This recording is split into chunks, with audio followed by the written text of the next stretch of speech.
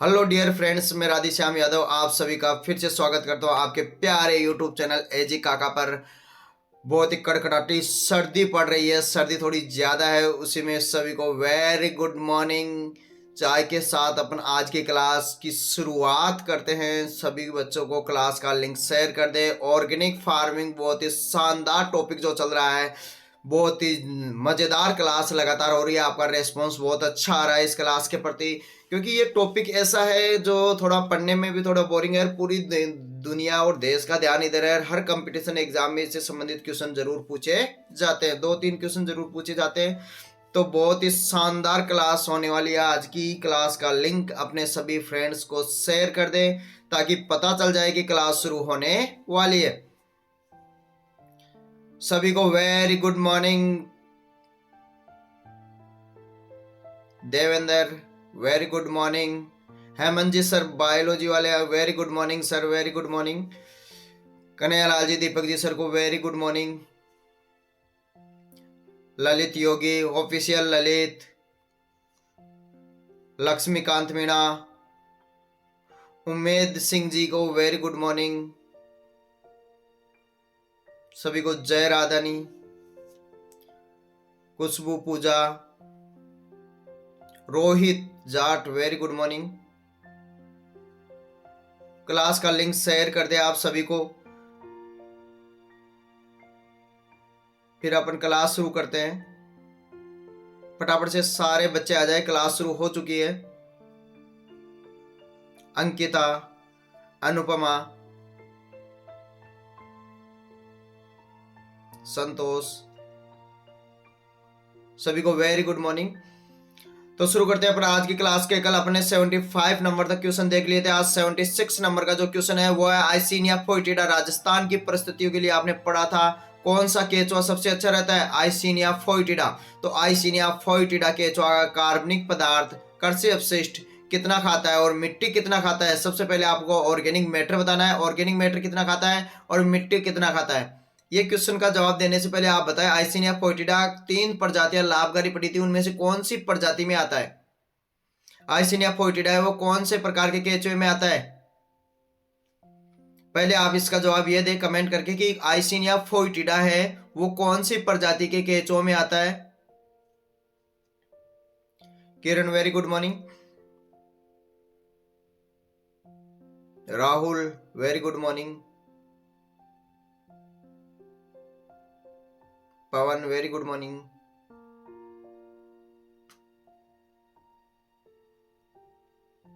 तो आइसिनिया फोइटिडा केचुआ है वो कार्बनिक पदार्थ में मिट्टी कितना खाता है आपको बताना है। आइसिनिया फोइटिडा मैंने पूछा कौन से प्रजाति में आता है, तो ये आता है एपिजिक में। और एपिजिक आप सभी को पता है क्या खाती है? 90% कार्बनिक पदार्थ और 10% मिट्टी खाती है एपिजिक प्रजाति। एपिजिक जो प्रजाति है 90% तो कार्बनिक पदार्थ खाती है और 10% मिट्टी खाती है। आइसिनिया फोइटिडा जो केचुआ होता है वो राजस्थान की परिस्थिति के लिए अनुकूल है वर्मी कंपोस्ट बनाने के लिए। वर्मी कंपोस्ट जो केचुए से खाद तैयार की जाती है उसे वर्मी कंपोस्ट कहते हैं। नेक्स्ट अपना अगला क्वेश्चन देखते हैं। आइसिनिया फोइटिडा से संबंधित है क्योंकि अपने राजस्थान में इसी केचुए से ज्यादातर है वो बनाई जाती है वर्मी कंपोस्ट।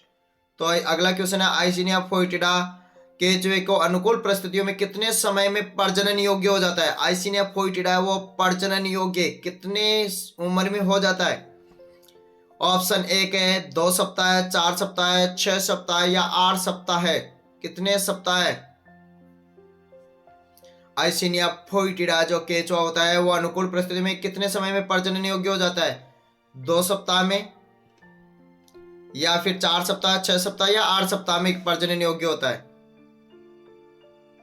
तो इसका सही जवाब होगा वो होगा 4 सप्ताह में प्रजनन योग्य हो जाता है। कितने सप्ताह में प्रजनन योग्य हो जाता है? 4 सप्ताह में प्रजनन योग्य हो जाता है आइसिनिया फोइटिडा। कितने सप्ताह में प्रजनन योग्य हो जाता है? 4 सप्ताह में प्रजनन योग्य, 1 महीने में प्रजनन योग्य हो जाता है आइसिनिया फोइटिडा। अगले अपनी लगातार प्रत्येक लाइन से आपको यहाँ पर क्वेश्चन मिलेगा क्योंकि पूरा पार्ट क्लियर हो जाएगा अगर ये क्वेश्चन तैयार हो गए तो। आइसिनिया फोइटिडा केचुआ 1 सप्ताह में कितने कोकून देता है? कोकून जिसमें अंडे होते हैं, केचुए के बच्चे होते हैं, वो कितने कोकून देता है? कितने अंडे देता है? आइसिनिया फोइटिडा केचुआ 1 सप्ताह में कितने कोकून देता है? 1 से 2, 2 से 3 या फिर 4 से 5 या 5 से 6? 1 से 2, 2 से 3, 4 से 5 या फिर 5 से 6 कितने कोकून प्रति सप्ताह देता है? एक सप्ताह में कितने कोकून देता है आइसिनिया फोइटिडा?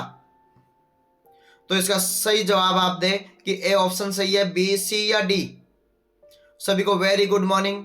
लगातार आप जवाब देते रहे क्योंकि लाइव क्लास का एक अलग ही आनंद होता है और इस समय आप लगभग सभी रजाई में होंगे, बिस्तरों में होंगे, वहां पर भी इस क्लास का आनंद ले सकते हो।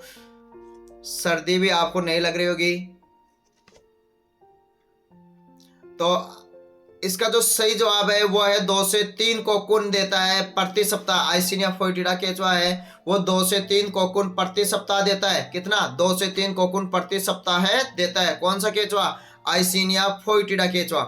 नेक्स्ट अपना अगला क्वेश्चन देखते हैं।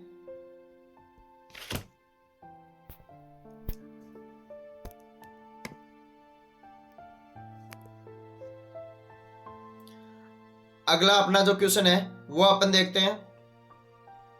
79 नंबर का अपना क्वेश्चन है, केचुए के एक कोकून में कितने अंडे होते हैं?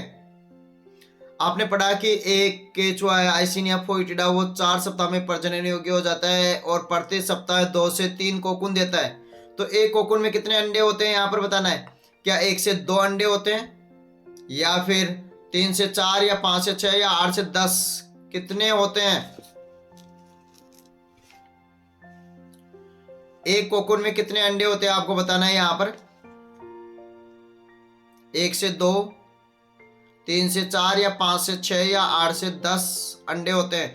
तो इसका सही जवाब होगा वो होगा 3 से 4 अंडे। एक कोकून में कितने अंडे होते हैं? 3 से 4 अंडे होते हैं। कितने अंडे होते हैं? 3 से 4 अंडे एक कोकून में। और प्रति सप्ताह 2 से 3 कोकून देता है। एक कोकून में 3 से 4 अंडे होते हैं। आइसिनिया फोइटिडा जो केचुआ होता है वो 6 माह में कितने केचुए पैदा कर सकता है, यानी कितने केचुए तैयार कर सकता है आइसिनिया फोइटिडा 6 महीने में? 850, 650, 450 या 250, 250 केचुए पैदा कर सकता है। बताइए आप इसका क्या सही जवाब होगा। केचुआ 6 माह में कितने केचुए उत्पन्न कर सकता है, पैदा कर सकता है? आपको बता दिया केचुआ लगभग 4 माह में प्रजनन योग्य हो जाता है। कितने माह में? 4 माह में प्रजनन योग्य हो जाता है और प्रति सप्ताह 2 से 3 कोकून देता है। एक कोकून में 3 से 4 अंडे होते हैं। तो आपको बताना है यहाँ पर कि 6 माह में कितने केचुए पैदा करता है। 850, 650, 450, 250। तो इसका जो सही आंसर होगा वो होगा 250 केचुए उत्पन्न करता है। कितने केचुए? 250 केचुए उत्पन्न करता है आइसिनिया फोइटिडा 6 माह में। नेक्स्ट अपना अगला क्वेश्चन देखते हैं। 81 नंबर का क्वेश्चन है, वर्मी कंपोस्ट बनाने के लिए आपको सूटेबल मॉइस्चर नमी बतानी है। कितनी आर्द्रता ह्यूमिडिटी रखते हैं? वर्मी कंपोस्ट बनाने के लिए वर्मी बेड में नमी कितनी % होनी चाहिए? वर्मी बेड जहां पर आपको जिस कैरी के अंदर आप वो तैयार करते हैं वर्मी कंपोस्ट उसको बोलते हैं, तो वहां पर नमी कितनी % होनी चाहिए? 10%, 20%, 30% या 40% नमी होनी चाहिए? आपका जवाब अगर 10% है तो ए जवाब दे, 20% है तो बी जवाब दे, 30% है तो सी और 40% है तो डी जवाब दे। कितनी % नमी अच्छी रहती है वर्मी कंपोस्ट बनाने के लिए? तो वर्मी कंपोस्ट बनाने के लिए जो नमी होती है वो 30% सबसे अच्छी रहती है। कितनी %? 30% सबसे अच्छी रहती है। तो इसका सी जवाब सही है, 30% नमी होनी चाहिए वर्मी कंपोस्ट बनाने के लिए। सभी को वेरी गुड मॉर्निंग, सभी को नमस्कार, जय राधानी। तो इसका सही जवाब है 30% नमी होनी चाहिए। नेक्स्ट अपन अगला क्वेश्चन देखते हैं। 82 नंबर का, वर्मी कंपोस्ट बनाने के लिए सूटेबल टेम्परेचर बताना है। पहले आपने नमी देखी 30%, लेकिन तापमान भी यहाँ पर बताए। टेम्परेचर कितना होना चाहिए? 5 से 10 डिग्री सेल्सियस या फिर 15 से 20 डिग्री सेल्सियस या फिर 25 से 30 डिग्री सेल्सियस या फिर 32 से 40 डिग्री सेल्सियस। वर्मी कंपोस्ट बनाने के लिए उस उपयुक्त नमी तापमान बताना है। नमी 30%, तापमान यहाँ पर बताना है कितना तापमान चाहिए। 5 से 10 डिग्री सेल्सियस के लिए ए जवाब दे, 15 से 20 डिग्री सेल्सियस के लिए बी जवाब दे, 25 से 30 डिग्री सेल्सियस के लिए सी जवाब दे और 32 से 40 डिग्री सेल्सियस के लिए डी जवाब दे। तो इसका सही आंसर हो जाएगा सी, 25 से 30 डिग्री सेल्सियस है वो तापमान चाहिए। 25 से 30 डिग्री सेल्सियस वर्मी कंपोस्ट बनाने के लिए जो टेम्परेचर चाहिए वो कितना चाहिए? 25 से 30। और नमी कितनी चाहिए 30%। ध्यान रख लेना, नमी कितनी चाहिए 30% नमी होनी चाहिए। कितनी प्रतिशत होनी चाहिए 30% नमी होनी चाहिए। नेक्स्ट अपना अगला क्वेश्चन देखते हैं। अगला जो 83 नंबर का क्वेश्चन है, वर्मी कंपोस्ट बनाने के लिए साधारण बेड, जो वर्मी बेड बनाते हैं साधारणतया, उसकी लंबाई बतानी है आपको। कितनी लंबाई रखते हैं वर्मी बेड की, यानी वर्मी क्यारी जो वहां पर आपको वर्मी कंपोस्ट तैयार करना है उसकी लंबाई कितनी रखनी चाहिए, साधारणतया लंबाई बतानी है आपको। 10 से 20 फीट, और इसके लिए ए जवाब दे, या फिर 20 से 30 फीट, या 40 से 50 फीट, या 50 से 60 फीट। औसतन जो लंबाई रखी जाती है वर्मी बेड की वो आपको यहां पर बतानी है कितनी लंबाई रखी जाती है। 10 से 20 फीट, 20 से 30 फीट, 40 से 50 फीट और 50 से 60 फीट। तो इसका जो सही जवाब है वो हो जाएगा 40 से 50 फीट लंबाई रखी जाती है। कितनी लंबाई रखी जाती है वर्मी बेड की, 40 से 50 फीट लंबाई रखी जाती है।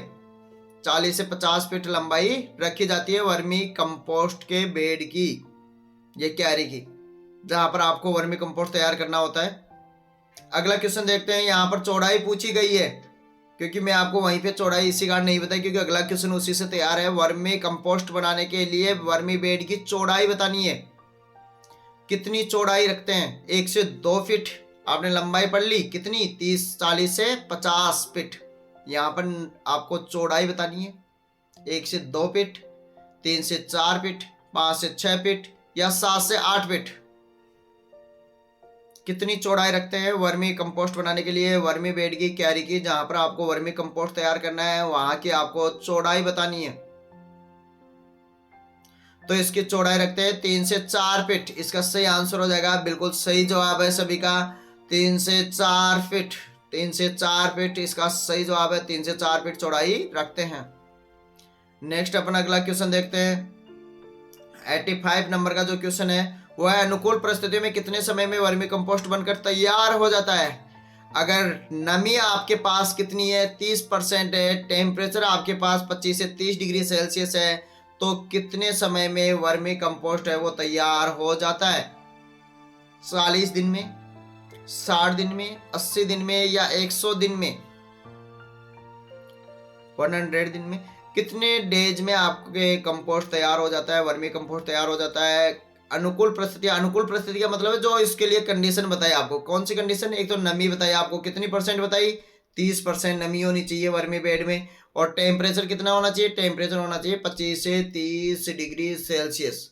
वहां पर कितने समय में वर्मी कंपोस्ट और केचुए कोकून जितनी आवश्यकता है उतनी मात्रा में है, तो कितने समय में वर्मी कंपोस्ट तैयार हो जाती है, तो वो हो जाती है 60 दिन में तैयार हो जाती है। सभी का सही जवाब है, 60 दिन में वर्मी कंपोस्ट तैयार हो जाती है। कितने दिन में हो जाती है, 60 दिन में वर्मी कंपोस्ट तैयार हो जाती है।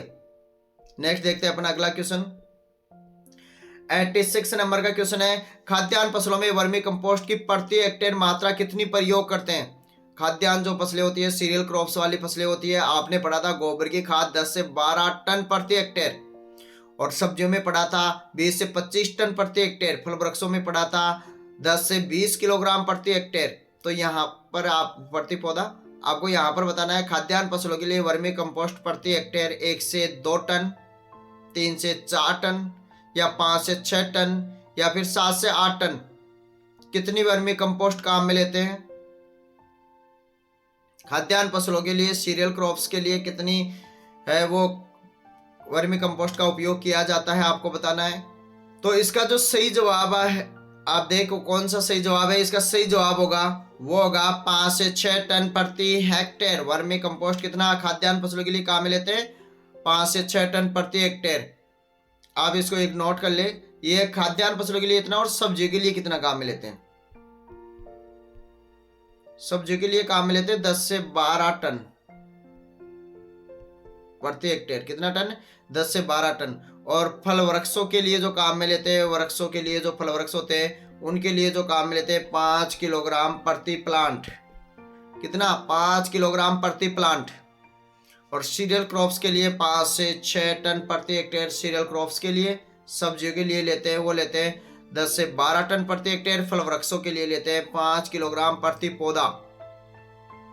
आप नोट कर ले चाहे इसको। सीरियल क्रॉप्स के लिए 5 से 6 टन, सब्जियों के लिए 10 से 12 टन, फल वृक्षों के लिए 5 किलोग्राम प्रति पौधा काम में लेते हैं। नेक्स्ट अपन देखते हैं अगला 87 नंबर का क्वेश्चन है, भारत में साधारणतः हरी खाद के लिए कौन सी फसल सबसे ज्यादा प्रयोग की जाती है? कौन सी फसलों का उपयोग भारत में हरी खाद के रूप में किया जाता है? दलहनी फसलों का, ऐदल खाद्यान्न फसलों का, तिलहनी फसलों का, सभी का। भारत में ज्यादातर प्रयोग की जाने वाली हरी खाद के लिए, ग्रीन मैन्योरिंग के लिए कौन सी क्रॉप काम में लेते हैं? कौन सी क्रॉप्स काम में लेते हैं? दलहनी, pulses crop, cereal crops, oil seed crop या ऑल? तो इसका सही जवाब होगा वो होगा दलहनी फसलें। कौन सा होगा? दलहनी फसलें। क्योंकि आपको पता होगा दलहनी फसलों की जड़ों की ग्रंथियों में कौन सा जीवाणु पाया जाता है? राइजोबियम। कौन सा पाया जाता है? राइजोबियम। ये वायुमंडलीय नाइट्रोजन का क्या करता है? स्थिरीकरण करता है। पौधे को जो वायुमंडल में 78% तक नाइट्रोजन है उसको है ना पौधे को प्राप्य रूप में उपलब्ध कराने का कार्य करता है। सहजीविता का भी आपके सबसे अच्छा उदाहरण है राइजोबियम। तो नेक्स्ट अपन देखते हैं अगला क्वेश्चन। अगला हरी खाद के लिए जो फसलें उगाई जाती है उनको मिट्टी में दबाते हैं, क्योंकि जब उनकी वृद्धि हो जाती है उस समय तो कौन सी अवस्था में उनको दबाया जाता है? या उगते ही, अंकुरण अवस्था, या उगते ही। अंकुरण अवस्था का मतलब क्या हो गया? बीजों का अंकुरण हो गया, जर्मिनेशन हो गया, उसी समय उनको दबा दें। या पुष्पीय अवस्था में, जिस समय उसके फ्लोर आ रहे हो, फ्लोरिंग हो रही हो उस समय। मेच्योरिटी स्टेज, जिस समय वो परिपक्व हो गई हो। या कोई सी भी अवस्था में या सभी अवस्थाओं में अपन दबा सकते हैं।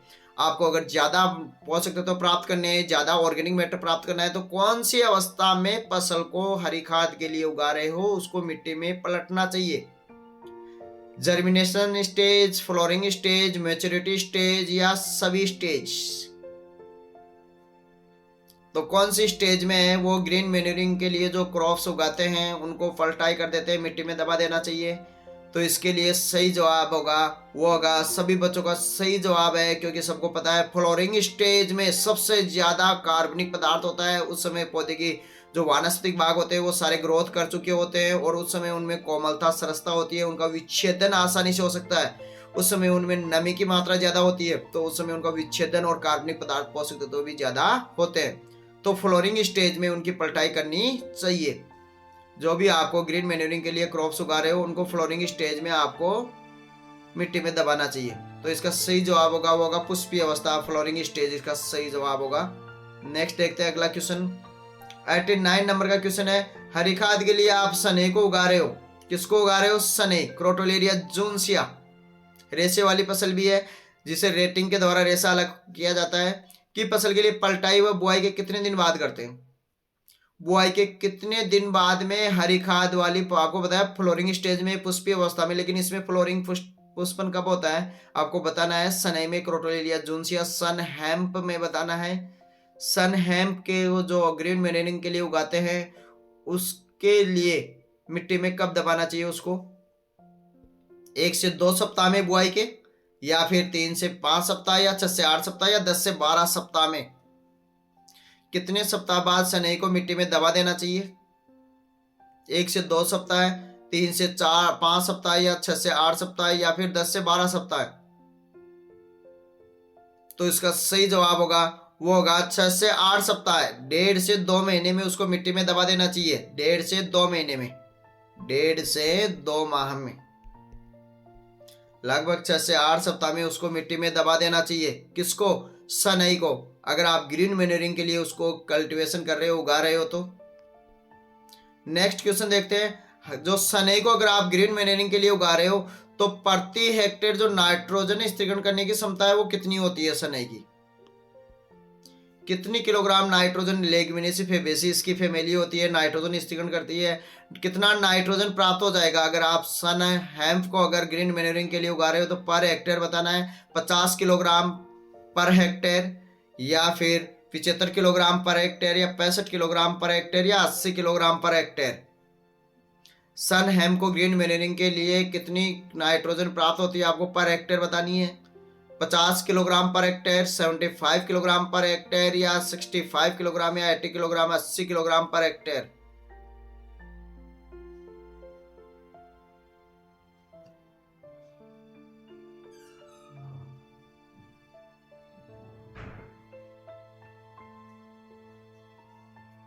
तो इसका सही जवाब आप दे। तो इसका सही जवाब होगा, कई बच्चों के 75 किलोग्राम आ रहे हैं, तो इसका सही जवाब होगा, आपको पता हो तो 80 किलोग्राम नाइट्रोजन पर हेक्टेयर स्त्रीकरण करती है। कितनी? 80 किलोग्राम। इसका डी नंबर का ऑप्शन बिल्कुल सही है। 80 किलोग्राम नाइट्रोजन पर हेक्टेयर सनई है, वो नाइट्रोजन स्त्रीकरण करती है। तो 80 किलोग्राम आपको याद रखना है। सनई को लगभग 1.5 से 2 महीने बाद में रोपाई के, बुआई के, जो इसकी जो सोविंग करते हैं उसके 1.5 से 2 महीने यानी 6 से 8 सप्ताह बाद में मिट्टी में दबा देते हैं और 80 किलोग्राम नाइट्रोजन प्राप्त होता है। साथ ही आपको बता दूं, इससे ऑर्गेनिक मैटर जो प्राप्त होता है, ऑर्गेनिक मैटर यानी कार्बनिक पदार्थ, होता है 280 टन प्रति हेक्टेयर। कितना होता है? Sorry, quintal. 280 क्विंटल प्रति हेक्टेयर। कितना प्राप्त होता है? 280 क्विंटल प्रति हेक्टेयर प्राप्त होता है ऑर्गेनिक मैटर। जीवाश्म पदार्थ, कार्बनिक पदार्थ जो प्राप्त होता है वो होता है 280 क्विंटल प्रति हेक्टेयर। नेक्स्ट अपन अगला क्वेश्चन देखते हैं। अगला जो क्वेश्चन है, डेचा कि हरी खाद के लिए उगाई गई फसल को मिट्टी में कब दबाते हैं? आपने सनई को पढ़ा था 1.5 से 2 महीने बाद में। यहां पर बताना है डेचा, जो सस्वेनिया एकुलाटा और सस्वेनिया रोस्ट्राटा जो होता है उसकी फसल को मिट्टी में कब दबा देना चाहिए? जो लवणीय सारी मृदाओं के लिए अच्छी रहती है, क्योंकि इसका कोशिका रस होता है वो अम्लीय होता है, लगभग 4 pH मान वाला होता है, एसिडिक प्रवृत्ति का होता है। तो इसके लिए जो लवणीय सारी मृदाओं को सुधारने के लिए काम में लिया जाता है। तो कब इसका प्रयोग मिट्टी में, कब मिट्टी में इसको दबा देना चाहिए? देखो, ये भी नाइट्रोजन स्थिरीकरण करती है। इसमें सस्पेनिया एकुलाटा होती है, उसकी जड़ों में ग्रंथियां पाई जाती है, और सस्पेनिया रोस्ट्राटा होती है, उसकी जड़ और तनों दोनों पर ग्रंथियां पाई जाती है। नोट कर ले, सस्पेनिया एकुलाटा है वो केवल जड़ों में ग्रंथियां बनती है, और सस्पेनिया रोस्ट्राटा, सस्पेनिया रोस्ट्राटा, सस्पेनिया रोस्ट्राटा, सस्पेनिया रोस्ट्राटा, इसकी जड़ और तने दोनों पर ग्रंथियां बनती है। और एक होता है एकुलाटा, इसको नोट कर ले या स्क्रीनशॉट ले ले।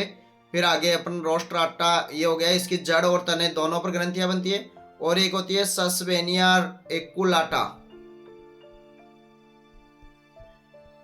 इसकी है वो केवल जड़ में ही ग्रंथियां बनती है। आपको यहाँ पर क्वेश्चन के हिसाब से बताना है कि डेचा जो होती है उसको मिट्टी में कब पलट देना चाहिए? क्या बुआई के 15 दिन बाद में पलट देना चाहिए, या 30 दिन बाद में, या 45 दिन बाद में, या 60 दिन बाद में? कितने दिन बाद में उसको मिट्टी में दबा देना चाहिए? 15 दिन, 30 दिन, 45 दिन या 60 दिन? तो इसका सही जवाब होगा, वो होगा लगभग डेचा के जो हरी खाद ग्रीन मैन्योरिंग के लिए उगाते हैं उसको है वो 45 दिन के बाद में उसको मिट्टी में दबा देना चाहिए। 45 डेज, 1.5 महीने बाद में उसको मिट्टी में दबा देना चाहिए।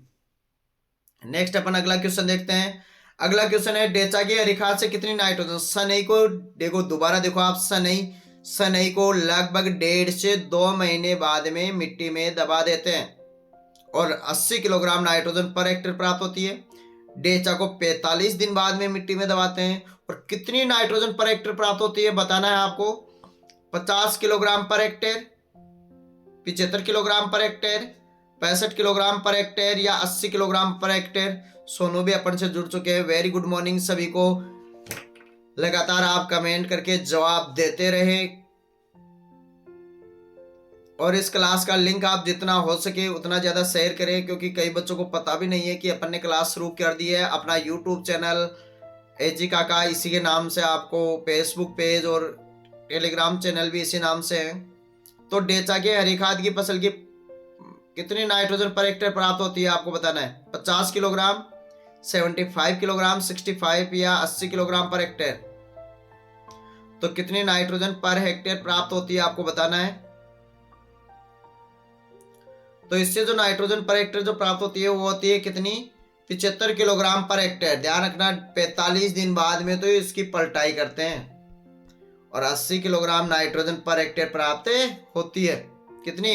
80 किलोग्राम नाइट्रोजन पर हेक्टेयर प्राप्त होती है। नेक्स्ट अपन अगला क्वेश्चन देखते हैं। अगला 93 नंबर का क्वेश्चन है।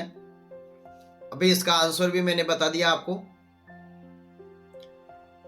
सभी को वेरी गुड मॉर्निंग, जय राधानी, नमस्ते। लवणीय क्षारीय मृदाओं को सुधारने हेतु हरी खाद के लिए उपयुक्त फसल कौन सी है? लवणीय क्षारीय मृदाओं को सुधारने हेतु हरी खाद के लिए उपयुक्त फसल बतानी है आपको। डेचा, गंवार, लोबिया, मूंग। डेचा, गंवार, लोबिया, मूंग, इनमें से कौन सी क्रॉप है जो लवणीय क्षारीय मृदाओं को सुधारने के लिए काम में ली जाती है हरी खाद के रूप में? तो आपको भी बताया था, डेचा है, उसका कोशिका रस होता है, वो एसिडिक प्रवृत्ति का होता है, लगभग 4 pH मान वाला होता है और इस कारण ये प्रयोग किया जाता है। नेक्स्ट अपन अगला क्वेश्चन देखते हैं। 94 नंबर का अपना क्वेश्चन है, हरी खाद के लिए उगाई गई फसल से कितनी नाइट्रोजन पर हेक्टेयर प्राप्त होती है? हरी खाद के लिए जो आप क्रॉप उगा रहे हो गंवार को, साइमोप्सिस टेट्रागोनोलोबा। आप गंवार का बोटनिकल नेम है यहाँ पर लिख ले क्योंकि पूछा जाता है कई बार। Cyamopsis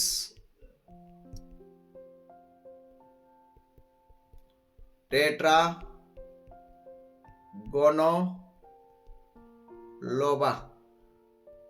Cyamopsis टेट्रागोनोलोबा। साइमोप्सिस टेट्रागोनोलोबा। साइमोप्सिस टेट्रागोनोलोबा।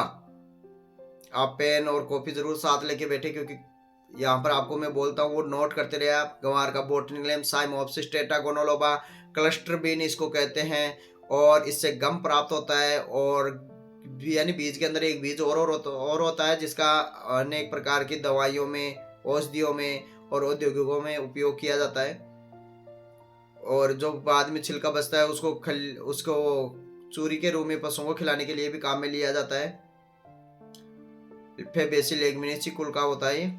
तो यहाँ पर बताना है गंवार को आप अगर उगा रहे हो जो उत्तरी भारत में जहाँ पर वार्षिक वर्षा कम होती है, वहाँ पर यह खाद आपको हरी खाद की फसल उगा सकते हैं। तो इससे कितनी नाइट्रोजन मिल जाती है? 50, 75, 65 या 80 किलोग्राम पर हेक्टेयर।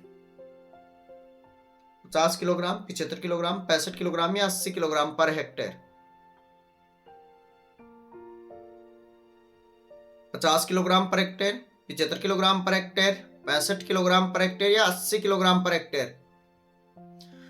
तो देखो 80 किलोग्राम तो किस में थी? सनई में। 75 किलोग्राम किस में थी? डेचा में। और 65 किलोग्राम है वो गंवार से प्राप्त होती है। ध्यान रख लेना, 65 किलोग्राम है वो गंवार से प्राप्त होती है। 65 किलोग्राम नाइट्रोजन पर हेक्टेयर जो प्राप्त होती है वो किससे प्राप्त होती है? गंवार से प्राप्त होती है। नेक्स्ट अपन अगला क्वेश्चन देखते हैं। अगला क्वेश्चन वही रिपीट हो गया, थोड़ा आप इसको चेंज कर सकते हो। यहां पर गंवार की जगह आप लोबिया लिख लो।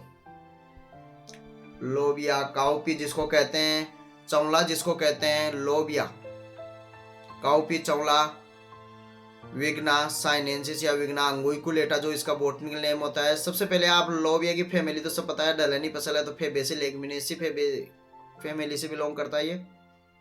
लोबिया, काउपी जिससे वेजिटेबल मीट, शाकाहारी मांस किसको कहते हैं? लोबिया को, शाकाहारी मांस। गरीब का मांस सोयाबीन को कहते हैं, कंफ्यूजन मत हो जाना। गरीब का मांस सोयाबीन को कहते हैं, शाकाहारी मांस लोबिया को, चौला को, काउपी को कहते हैं। तो यहाँ पर आपको नाइट्रोजन बतानी है, कितनी नाइट्रोजन प्रति हेक्टेयर प्राप्त होती है लोबिया से। तो इन ऑप्शनों में से तो कोई ऑप्शन है नहीं। अब आप बता दे, अगर आपने पढ़ रखी है पहले तो आप जवाब दे कि लोबिया से कितनी नाइट्रोजन पर हेक्टेयर प्राप्त होती है हरी खाद के लिए उगा रहे हो तो इससे जो नाइट्रोजन प्राप्त होती है वो होती है 60 किलोग्राम। कितनी प्राप्त होती है? 60 किलोग्राम पर हेक्टेयर। नोट कर लेना, 60 किलोग्राम। दोबारा देख लो, ये सनई से प्राप्त होती है और 1.5 से 2 महीने यानी 6 से 8 सप्ताह पहले दबाते हैं। डेचा से 75 जिसको लगभग 45 दिन पहले मिट्टी में दबाया जाता है। ये डेचा हो गया, ये गंवार हो गया और लोबिया से हो गई 60 किलोग्राम। ये हो गई लोबिया। नोट कर लेना सभी से कितनी नाइट्रोजन प्राप्त होती है। और भारत में इन दलहनी फसलों का उपयोग हरी खाद के लिए किया जाता है। 96 नंबर का अपना क्वेश्चन है, वो है हरी खाद के लिए फसल के अपघटन के लिए उपयुक्त तापमान। हरी खाद का फसल का विच्छेदन हो जाए, अपघटन हो जाए, उसके लिए अनुकूलतम तापमान कितना है? 10 से 15 डिग्री सेल्सियस या फिर 16 से 21 डिग्री सेल्सियस, या 25 से 35 डिग्री सेल्सियस, या 37 से 44 डिग्री सेल्सियस। हरी खाद की फसल के अपघटन के लिए उपयुक्त तापमान 10 से 15 डिग्री सेल्सियस, 16 से 21 डिग्री सेल्सियस, 25 से 35 डिग्री सेल्सियस, या 37 से 44 डिग्री सेल्सियस। तो इसके लिए जो टेम्परेचर चाहिए वो चाहिए 10 से 15, 16 से 21, 25 से 35, या फिर 37 से 44 डिग्री सेल्सियस।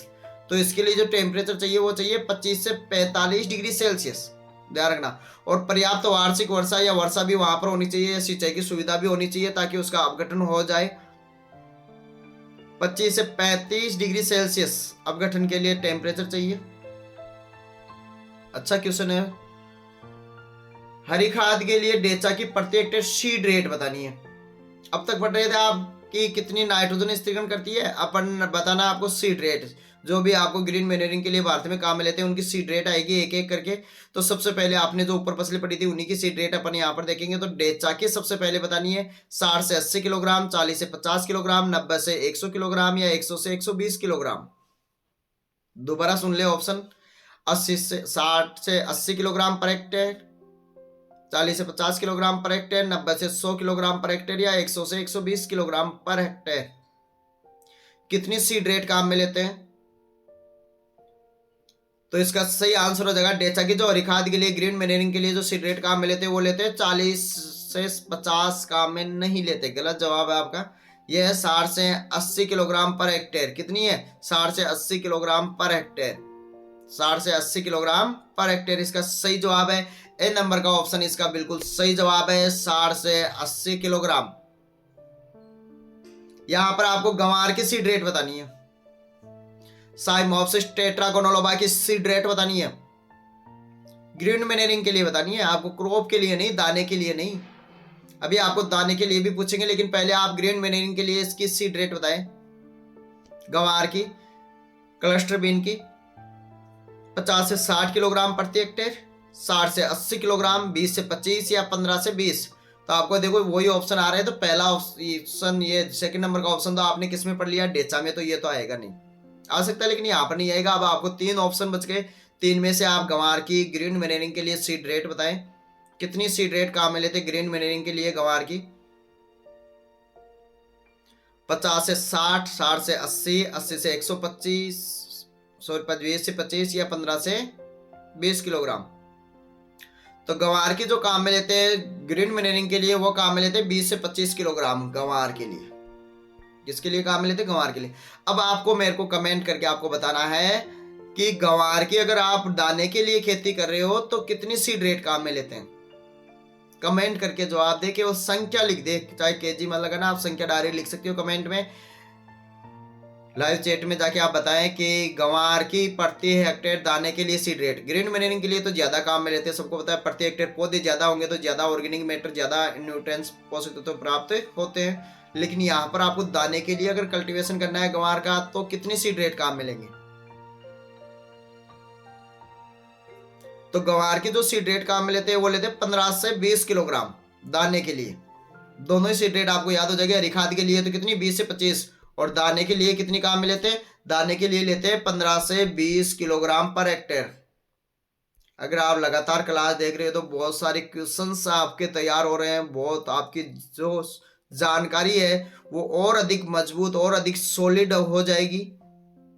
तो यह क्लास चाहे आप बीएससी एग्रीकल्चर से कर रहे हो या और किसी एग्रीकल्चर कंपटीशन एग्जाम की तैयारी कर रहे हो, डब्ल्यू वगैरह या फिर एफएसओ वगैरह, उनके लिए बहुत ज़्यादा फायदेमंद होने वाली है। थ्योरी का टॉपिक पढ़ो, फिर आप इन ऑब्जेक्टिव क्वेश्चनों को सोल्व करो तो आपको पता चलेगा कि किस प्रकार के क्वेश्चन एग्जाम में पूछे जाते हैं, उस टॉपिक से कौन कौन से क्वेश्चन बनते हैं इनके बारे में। तो इसका सही जवाब आपको पता है, सी नंबर का ऑप्शन बता दिया आपको, 20 से 25, और दाने के लिए लेते हैं 15 से 20 किलोग्राम। नेक्स्ट अगला क्वेश्चन, यहां पर मूंग की सीड रेट बतानी है। इस बार आई भी थी विग्ना रेडिएटा की सीड रेट बतानी है पर हेक्टेयर। जेट के एग्जाम में पूछी जा चुकी है इस बार। और इनमें से देखो ग्रीन मैन्योरिंग से संबंधित क्वेश्चन जरूर आता है, क्योंकि ऑर्गेनिक फार्मिंग तो बहुत अच्छा टॉपिक है, बहुत ज्यादा। आप भी इसकी, अगर आपके पास संसाधन उपलब्ध है तो आप भी ऑर्गेनिक फार्मिंग अपनाएं।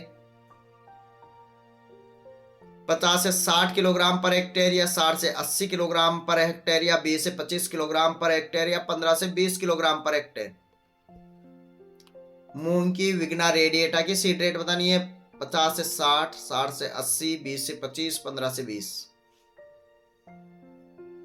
तो जो मूंग उड़द इनकी जो सीड रेट ग्रीन मैनेरिंग के लिए काम में लेते हैं, मूंग और उड़द दोनों की लेते हैं, कितनी काम में लेते हैं? 15 से 20 किलोग्राम पर हेक्टेयर। मूंग और उड़द भी आप यहाँ पे लिख ले। उड़द की और मूंग की कितनी सीड रेट काम में लेते हैं? वो लेते हैं 15 से 20 किलोग्राम पर हेक्टेयर। कितनी काम में लेते हैं? 15 से 20 किलोग्राम पर हेक्टेयर। नेक्स्ट अपना अगला क्वेश्चन देखते हैं। 100 नंबर का क्वेश्चन है अपना। हरी खाद के लिए लोबिया, काउपी, विग्ना साइनेंसिस, विग्ना अंगुइकुलेटा की सीड रेट बतानी है। काउपी लोबिया की सीड रेट कितनी काम में लेते हैं? 15 से 20 किलोग्राम पर हेक्टेयर, 20 से 25 किलोग्राम पर हेक्टेयर, 45 से 50 किलोग्राम पर हेक्टेयर या फिर 50 से 60 किलोग्राम पर हेक्टेयर।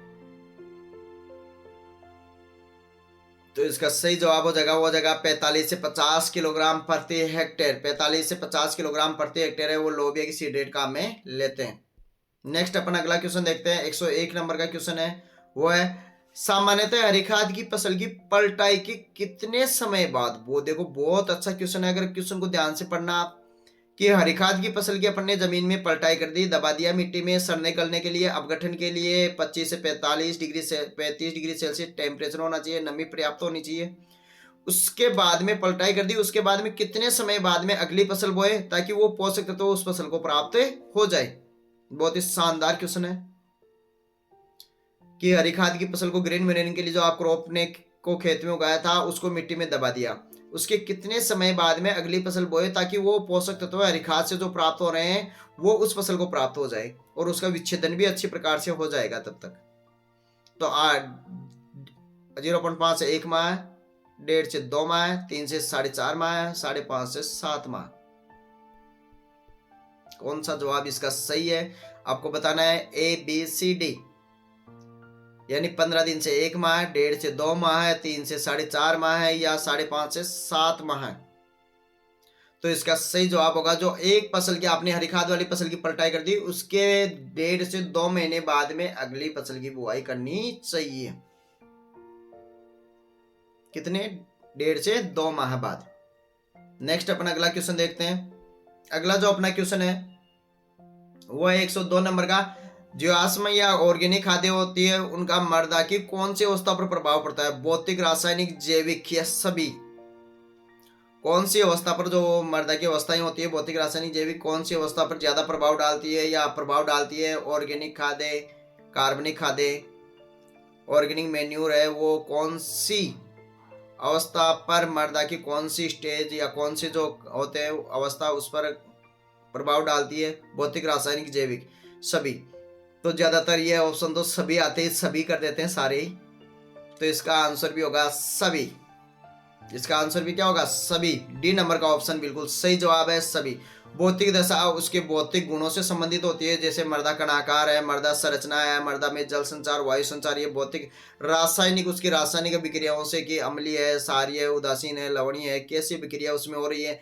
जैविक उसमें पाए जाने वाले सूक्ष्म जीव है उनसे संबंधित जो अवस्था होती है वो जैविक होती है। तो कार्बनिक खाद्य हैं वो तीनों ही अवस्थाओं पर प्रभाव डालती है और तीनों ही अवस्थाओं में सुधार करती है। और इन तीनों अवस्थाओं को जोड़ दी तो वह उस मृदा की क्या हो जाती है बताएं कमेंट करके। अगर आप इन उपरोक्त तीनों अवस्थाओं को योग कर दे तो वह उस मृदा की क्या कहलाएगी? जैसी भी अवस्था है, भौतिक अवस्था कैसी है, रासायनिक कैसी है, जैविक कैसी है, उन सबको जोड़ दो तो वह उस मृदा की क्या कहलाएगी? कमेंट करके जवाब दे, वह उस मृदा की क्या कहलाएगी? तो वह कहलाएगी उर्वरता, फर्टिलिटी। मृदा उर्वरता या उस मृदा की उर्वरता कहलाएगी, फर्टिलिटी कहलाएगी कि उस मृदा में उर्वरता कितनी है। नेक्स्ट अपन देखते हैं 103 नंबर का क्वेश्चन। बहुत ही शानदार क्वेश्चन है, बायो फर्टिलाइजर से संबंधित क्वेश्चन है। उपयोग करने से फसलों के उत्पादन में कितने % ग्रोथ होती है? अगर आप क्रॉप्स में बायो फर्टिलाइजर का प्रयोग कर रहे हो तो कितनी % तक उपज में वृद्धि होती है? 0 से 10%, 20 से 40%, 50 से 60% या 65 से 80%? ABCD। कौन सा ऑप्शन सही मानते हो आप कि जैव उर्वरक का प्रयोग कर रहे हो, बायो फर्टिलाइजर का प्रयोग कर रहे हो? देखो, बायो फर्टिलाइजर में कोई पोषक तत्व नहीं होते। वो क्या होते हैं? सूक्ष्म जीव होते हैं जिनका प्रयोग करने से मृदा में या वायुमंडल में जो भी पोषक तत्व है उनको पौधे को प्राप्य अवस्था में बदलने का कार्य करते हैं, पौधे को उपलब्ध कराने का कार्य करते हैं। जैसे राइजोबियम नाइट्रोजन स्थिरीकरण करता है। राइजोबियम में खुद में कोई नाइट्रोजन नहीं होती। वो क्या करता है? वायुमंडल में जो नाइट्रोजन है उसको है ना कन्वर्ट करके नाइट्रेट के रूप में पौधे को उपलब्ध कराता है। जैसे फास्फोरस सोल्यूबल बैक्टीरिया का नाम सुना होगा आपने, जैव उर्वरक है। वो क्या करता है? मृदा में जो अघुलनशील फास्फोरस है उसको प्राप्य अवस्था में या उपलब्ध अवस्था में बदलने का कार्य करता है। तो सूक्ष्म जीव क्या होते हैं? सूक्ष्म जीवों की संरचनाएं होती है जैव उर्वरकों में, जो क्या करते हैं? उनमें खुद में कोई पोषक तत्व नहीं होता, जो मृदा में उपस्थित है लेकिन अनुपलब्ध है, उसको उपलब्ध अवस्था में, वायुमंडल में जो अनुपलब्ध अवस्था में है उसको उपलब्ध अवस्था में प्रदान करने का कार्य करते हैं। तो जो ग्रोथ होती है वो हो जाती है 20 से 40% तक आपकी फसल का उत्पादन बढ़ सकता है। कितना परसेंट तक? 20 से 40% तक फसल का उत्पादन बढ़ सकता है। नेक्स्ट अपन अगला देखते हैं। 104 नंबर का क्वेश्चन है, दलहनी फसलों के बीजों को किस जैव उर्वरक से उपचारित करना चाहिए? सबको पता होगा, यह तो बहुत नॉर्मल क्वेश्चन है, लेकिन कई बार ऐसे क्वेश्चन गलत हो जाते हैं। दलहनी फसलों के बीजों को किस जैव उर्वरक, आप देखना आने वाले कंपटीशन एग्जाम में ऑर्गेनिक फार्मिंग के इस टॉपिक, जो आपकी ये तीसरी क्लास है, एक दो क्लास और होगी, तो कितने क्वेश्चन इनमें से तैयार होते हैं। ज्यादा लंबी क्लास नहीं हो रही है। आप चाहे तो अगर यूट्यूब पे है तो आप इसकी स्पीड बढ़ा के भी देख सकते हैं, लेकिन ज्यादा अच्छा रहेगा आप लाइव इस समय जो ये टाइम होता है वो बिल्कुल एकाग्रता का होता है, वातावरण बिल्कुल शांत रहता है, कोई किसी प्रकार का डिस्टर्बेंस यहाँ पर नहीं, इस समय नहीं होता, पूरी एकाग्रता माइंड में रहती है, पूरी ऊर्जा रहती है, तो आपको ज्यादा याद होगा, लंबे समय तक याद रहेगा इस समय क्लास ले ली तो। दलहनी फसलों के बीजों को किस जैव उर्वरक से उपचारित किया जाता है? राइजोबियम, एजोटोबैक्टर, एजोला या एजोस्पेरिलियम? तो इसका सही जवाब होगा वो होगा राइजोबियम। आप सबको पता है कौन सा है? राइजोबियम, जो वायुमंडलीय नाइट्रोजन का क्या करता है? स्थिरीकरण, जो दलहनी फसलों की जड़ों की ग्रंथियों में पाया जाता है। नेक्स्ट देखते हैं 105 नंबर का क्वेश्चन। अदलहनी फसलों में बताना है आपको, नॉन लेग्यूम क्रॉप होती है। लेग्यूम क्रॉप में तो राइजोबियम, लेकिन नॉन लेग्यूम क्रॉप होती है उनमें कौन सा काम लेते हैं? एजोटोबैक्टर, एजोस्पेरिलियम, दोनों या एजोला? एजोटोबैक्टर, एजोस्पेरिलियम, दोनों या एजोला? कौन सा काम में लिया जाता है आपको बताना है यहाँ पर।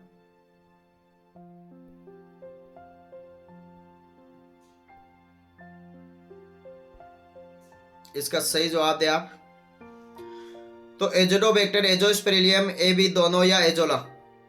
तो इसका जो सही जवाब होगा वो हो जाएगा ए व बी दोनों है। इसके सही आंसर है एजोटोबैक्टर और एजोस्पेरिलियम अदलहनी नॉन लेग्यूम क्रॉप में जैव उर्वरक बायो फर्टिलाइजर के रूप में काम में लिए जाते हैं। अगला क्वेश्चन देखते हैं। एजोला का प्रयोग, वहीं पे भी आपको मैं बता सकता था लेकिन ये क्वेश्चन था इसका नहीं बताया कि एजोला का प्रयोग कौन सी फसल में करते हैं। ये कौन सी है? नॉन लेग्यूम क्रॉप है तो इसमें एजोटोबैक्टर और एजोस्पेरिलियम। चना लेग्यूम क्रॉप है तो इसमें राइजोबियम, इसमें एजोटोबैक्टर काम ले सकते हो। बच गई कौन सी फसल? धान, तो धान में कौन सा काम लेते हैं? एजोला। एजोला का प्रयोग किस में करते हैं? धान में। और आपको साथ ही यहां पर भी बता दो बीजीए ब्लू ग्रीन एल्गी, इसका प्रयोग भी किस में करते हैं? धान में। एजोला क्या है? जैसे राइजोबियम एक जीवाणु है, उसी प्रकार आपको बताना है एजोला क्या है। जैसे माइकोराइजा एक फफूंद है, फंजाई है, तो यहाँ पर बताना है एजोला क्या है। जीवाणु है, फैन है, कवक है, सेवाल है। जैसे बीजीए एक सेवाल है, तो उसी प्रकार से आपको बताना है एजोला क्या है। जीवाणु है, फैन है, कवक है या सेवाल है। तो एजोला है वो जलीय फर्न है। सही जवाब है सबका, बी नंबर का ऑप्शन सही है। एजोला क्या है? एक फर्न है। एजोला क्या है? एक फर्न है। देखते हैं अपन अगला क्वेश्चन 109 नंबर का, 8 नंबर का क्वेश्चन है। बीजे का प्रयोग, फटाफट से डायरेक्ट ही जवाब दे दे, कौन सी फसल में करते हैं बीजे का प्रयोग? तो बीजे का प्रयोग ज्यादा लंबी क्लास हो जाएगी, फिर आज कम से कम 110 115 क्वेश्चन देख लेते हैं। तो बीजे का प्रयोग कौन सी फसल में किया जाता है? धान, चना, गेहूं, मक्का?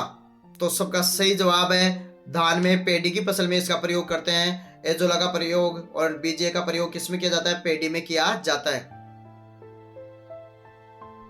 नेक्स्ट 109 नंबर का क्वेश्चन है। बीजीए का प्रयोग करने से कितनी नाइट्रोजन पर हेक्टेयर प्राप्त होती है आपको? ब्लू ग्रीन एल्गी का प्रयोग करने से नाइट्रोजन स्थिरीकरण कितनी? आपको दलहनी फसलों में राइजोबियम की स्थिरीकरण करने की क्षमता देखी थी, यहाँ पर बतानी है बीजीए की। दान में प्रयोग करते हैं 15 से 20 किलोग्राम, 20 से 30 किलोग्राम, 35 से 40 किलोग्राम, 50 से 55 किलोग्राम पर हेक्टेयर। तो कितनी नाइट्रोजन स्थिरीकरण करता है बीजीए ब्लू ग्रीन एल्गी? 15 से 20 किलोग्राम, 20 से 30 किलोग्राम, 35 से 40 किलोग्राम या 50 से 55 किलोग्राम पर हेक्टेयर। तो ब्लू ग्रीन एल्गी है। सभी को वेरी गुड मॉर्निंग। क्लास का आनंद लेते रहे आप। 15 से 20 किलोग्राम प्रति हेक्टेयर, 20 से 30 किलोग्राम, 35 से 40 किलोग्राम और 50 से 55 किलोग्राम पर हेक्टेयर। तो इसका सही जवाब है वो होगा बीजे ब्लू ग्रीन एल्गी है। वो 20 से 30 किलोग्राम नाइट्रोजन पर हेक्टेयर प्राप्त होती है। कितनी? 20 से 30 किलोग्राम नाइट्रोजन है वो पर हेक्टेयर प्राप्त होती है। नेक्स्ट देखते हैं अगला क्वेश्चन। शायद बीजे का प्रयोग कब किया जाता है ये बताना है आपको, क्योंकि एजोला का प्रयोग तो आप रोपाई के पहले भी कर सकते हो हरी खाद के रूप में, और बाद में भी कर सकते हो खड़ी फसल में भी एजोला का। लेकिन बीजे का प्रयोग धान में रोपाई के कितने दिन बाद? ये तो कंफर्म हो गया कि बाद में करते हैं। कई बार ये भी आ जाता है कि बीजे का प्रयोग करते हैं बुआई के पहले करते हैं, बुआई के बाद में करते हैं। तो इसका प्रयोग कब किया जाता है? रोपाई के बाद में किया जाता है। ट्रांसप्लांटिंग के बाद में नर्सरी तैयार हो गई, उसकी फिर ट्रांसप्लांटिंग कर दी, उसके बाद में इसका प्रयोग किया जाता है। लेकिन कितने दिन बाद में प्रयोग करने से आपको ज्यादा नाइट्रोजन, जो 20 से 30 किलोग्राम नाइट्रोजन पर हेक्टेयर बताई, वो होगी 3 दिन बाद में, 7 दिन, 10 दिन या 14 दिन। आप जवाब दें कि कितने दिन बाद में? 3 दिन, 7 दिन, 10 दिन और 14 दिन। 3 दिन, 7 दिन, 10 दिन और 14 दिन। कितने दिन बाद में प्रयोग करते हैं बीजे का ब्लू ग्रीन एल्गी का? तो इसका सही जवाब होगा वो होगा 7 दिन बाद में बीजे का प्रयोग किया जाता है। कितने दिन बाद में किया जाता है? 7 दिन बाद में इसका प्रयोग किया जाता है। तो अपना आज यहीं पे अपनी क्लास को एंड करते हैं। अगर आपको ये क्लास अच्छी लग रही है तो अपने सभी फ्रेंड्स को देखो, ज़्यादा से ज़्यादा लाइव जुड़ोगे, उसी से हमारा मनोबल बढ़ता है। आगे भी और ज़बरदस्त थ्योरी की क्लास भी अपन लेके आएंगे अगर आपका इसी प्रकार से सहयोग मिलता रहा, क्योंकि जब तक आप बच्चे जितने ज़्यादा जुड़ते हो उससे उतना ही ज़्यादा मनोबल हमारा बढ़ता है, और उतने ही ज़्यादा अच्छे तरीके से हम कंटेंट तैयार करते हैं और उतनी ही ज़्यादा अच्छी तरीके से प्रस्तुत करने का प्रयास करते हैं। तो आप है ना, ज़्यादा से ज़्यादा इस क्लास को शेयर कीजिए। तो आप अगर हमारे YouTube चैनल से जुड़ना चाहो तो एजिका का आप जिस पे आप ये क्लास देख रहे होंगे, या फिर हमारे आपके देखो इस वीडियो कई बच्चों के कमेंट आते हैं कि, या कॉल आते हैं कि सर बाकी की क्लासें आप यहाँ पर प्ले लिस्ट बन रखी है जिसमें हॉर्टिकल्चर के लगभग पूरे टॉपिक का ऑब्जेक्टिव क्वेश्चंस हैं। कुछ आपके एग्रोनॉमी के भी डल रखे हैं, सीरियल क्रॉप्स है, पल्सेस क्रॉप है, ऑयल सीड क्रॉप है, केस क्रॉप है, वहाँ पर सारी एनिमल हस्बेंड्री की थ्योरी की क्लासें भी है। तो आप प्ले लिस्ट में या वीडियो में एजी काका सर्च करें, फिर उसको यूट्यूब चैनल पे क्लिक करें, जो मेन होम पेज आता है उस पे जाए और उसमें वीडियो पे क्लिक करें। शायद चाय ले आई मंजू,